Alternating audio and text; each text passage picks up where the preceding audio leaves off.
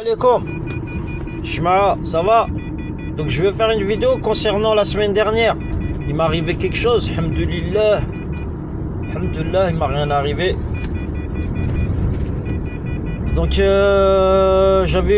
donc la semaine dernière, ce qui est arrivé, c'est qu'en fin de semaine dernière, je commençais à entendre un bruit bizarre sur mon véhicule. Donc il y avait un bruit de claquement en dessous de la voiture. Je n'arrivais pas à localiser le bruit.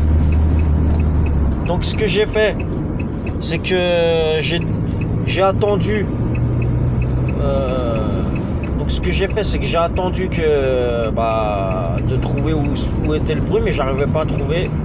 Donc j'ai eu un rendez-vous, on m'a appelé, on m'a dit ouais, est-ce que vous pouvez passer pour réparer votre chaudière, ceci, cela. C'est technicien, donc il y a des techniciens. Bon, le technicien qui s'occupe de la chaudière. Donc ils m'ont appelé, ils m'ont dit quand est-ce que vous pouvez. J'ai dit j'ai 1 heure de coupure aujourd'hui.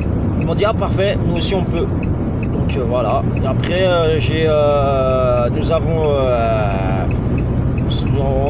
on a convenu d'un rendez-vous l'après-midi entre 15h et 16h. Et je suis allé au rendez-vous, ça veut dire que je suis allé chez moi, de mon lieu de travail au rendez-vous. J'entendais toujours le claquement, mais le claquement il se faisait pas sans trop sentir des fois.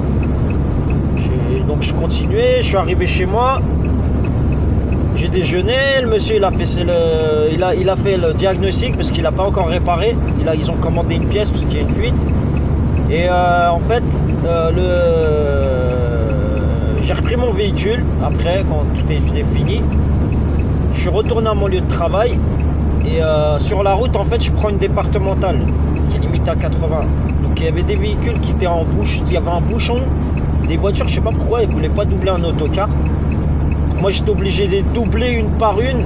Avec la voiture que j'étais obligé d'accélérer fort un peu parce que c'est un petit moteur qu'il y a dessus. C'était chiant quoi. Je roulais, je sais pas, ça m'a poussé à rouler vite. C'est pour ça que je vous dis faites attention.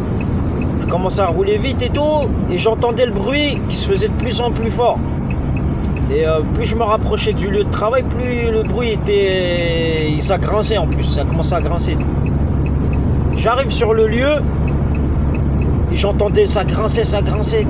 Je m'arrête, et après je commence à rouler doucement pour localiser le bruit. Vu que ça faisait plus de bruit avec un grincement, je me dis, là c'est bon, là je vais pouvoir localiser. Parce qu'avant ça faisait clac, et ça s'arrêtait des fois.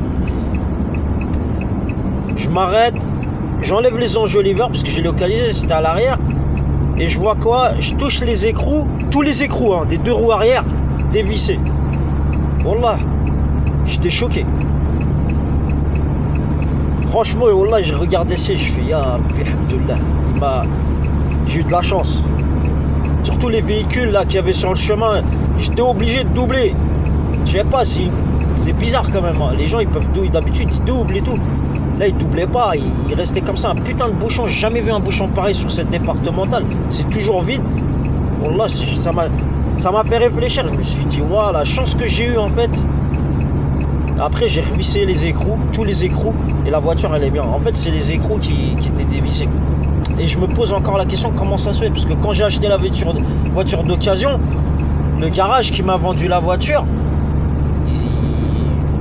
ils ont fait des gestes, ça veut dire, et le bruit il n'était pas là, il n'y avait pas de bruit. Je peux pas dire ils m'ont donné la voiture dévissée. C'est après, donc des écrous qui se dévissent tout seuls comme ça, c'est bizarre quand même.